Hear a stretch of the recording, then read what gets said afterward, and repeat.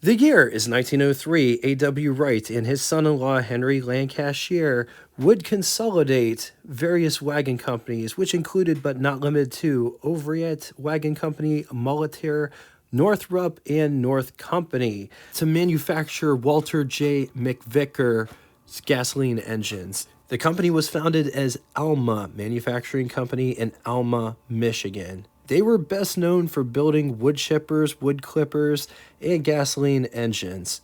McVicker's engine was called the McVicker Automatic Gasoline Engine, a revolutionary engine for the time. The engine that required no adjustments, no gears, no cams, or complicated mechanism of any kind. McVicker engines were produced from 1904 through 1912. McVicker's engines, the automatic engine, controlled exhaust valve and ignition operation instead of using timing gears from the crankshaft and valve operation. The engine used a ported system that under pressure created by a moving piston to change auxiliary valve that actuated the exhaust valve. As the piston moved aft, because this engine was usually positioned on its side, think of a steam locomotive piston, the piston moved rearward. Following combustion, it uncovered a port in the cylinder. Pressurized gas from the combustion pushed into the port, then channeled to a small spring-loaded valve.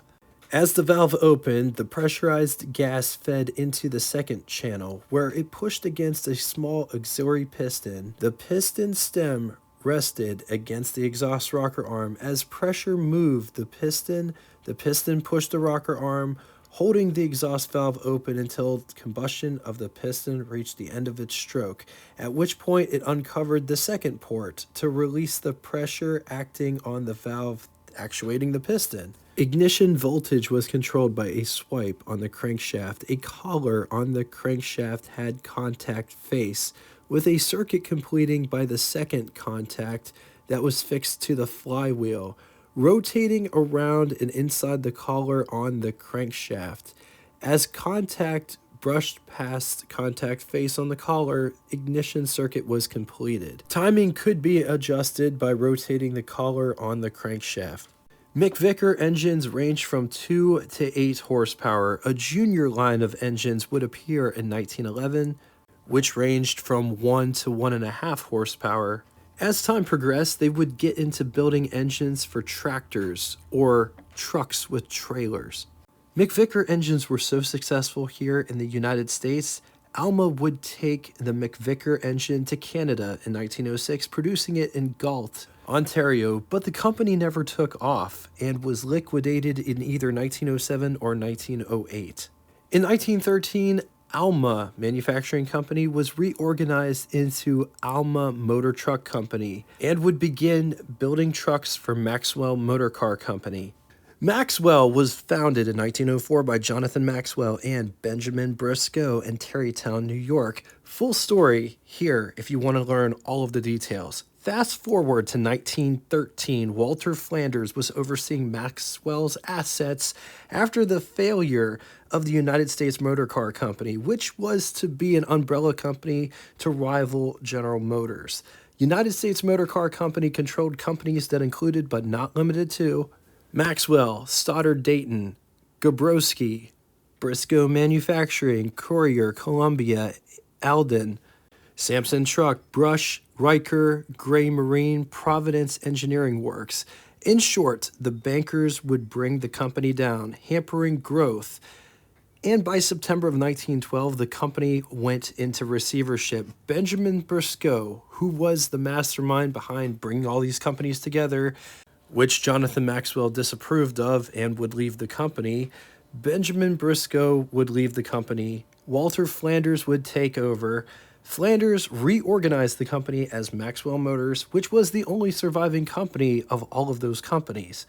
While that absolute dumpster fire was going on, in 1911, Frank Ruggles, who deserves an episode of his very own, very convoluted story going up until this point, he would design his own truck, a prototype. The truck was handmade.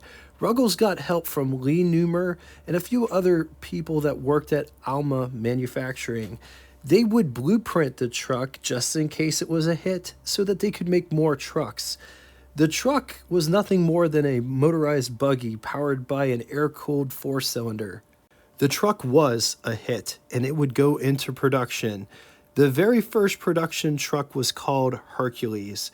It was co-designed by Howard Payne Woodworth, powered by a 30 horsepower Continental inline four-cylinder, priced at $1,775, which would be equivalent to you spending $59,204.86 in the year 2025. Ruggles was going to sell his Hercules trucks that Alma Manufacture produced through Cameron Car Company of Beverly, Massachusetts. Cameron Car Company has a bit of a convoluted history, founded in 1904 in Rhode Island. Then they would move to Beverly, Massachusetts in 1906 and would produce cars there until about 1908 before moving to Connecticut. Sources conflict on whether they actually moved to Connecticut or not. Cameron definitely deserves a deeper dive. Anyway, Cameron would ultimately go bankrupt in 1912, so Ruggles needed a way to sell the trucks he produced. Ruggles would get a deal to sell his trucks through Maxwell dealers. The trucks were instantly successful, being well built, using quality parts like Continental engines and Firestone tires.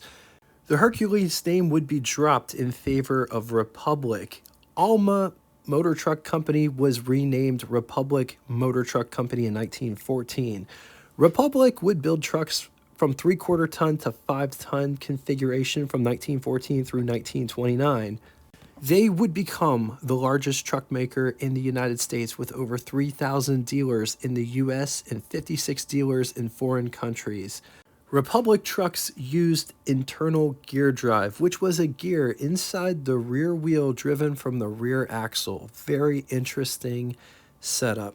I've honestly never saw this setup used before doing this episode. Can anybody think of any other vehicle that uses this type of drive?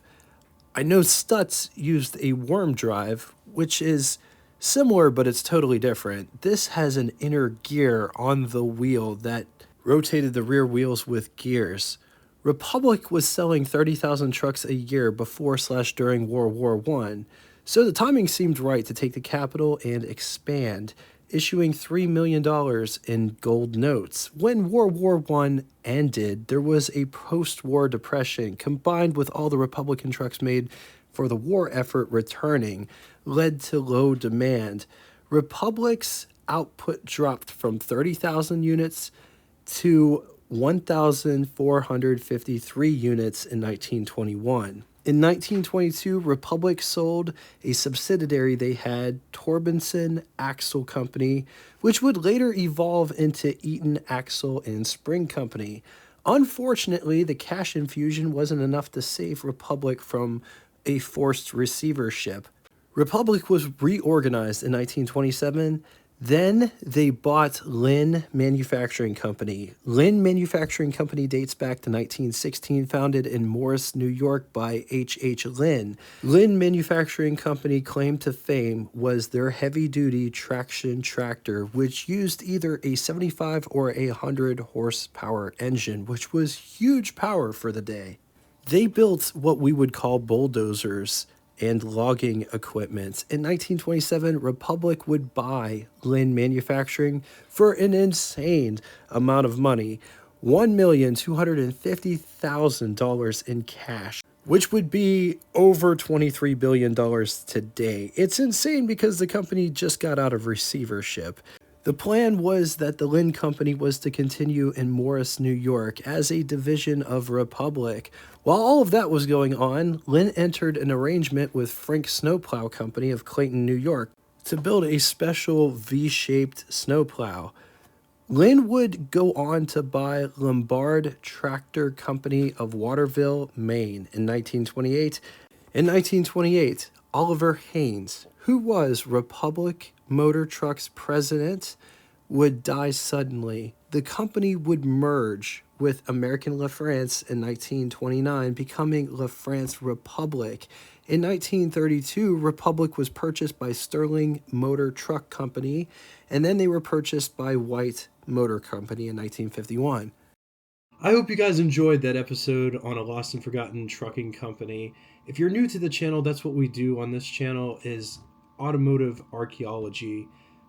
Dig into companies that don't exist anymore. Show cars like you've never saw them before. Engine episodes, transmissions, company histories. If you dig what I do, please give me a like and consider subscribing to the channel. Be part of the community. What lost and forgotten companies would you like to see featured on the channel? Put it in the comment section below.